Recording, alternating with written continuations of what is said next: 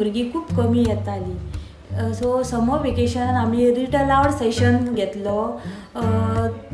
भुरगीं read allowed session जातकून भुरगीं next स्टेजान भुरगीं लायब्ररीन आपुणूच येवपाक लागलीं.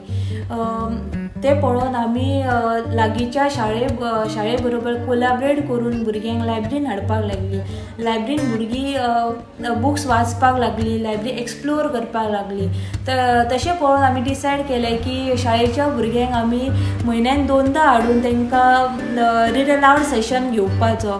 तसोच आमी अशें बीन ठरयलें की कम्युनिटी खातीरूय जेन्ना वेकेशन्स आसता तेन्ना बीन रीड अलावड सेशन्स घेवपाचे आनी आमी घेताय बी.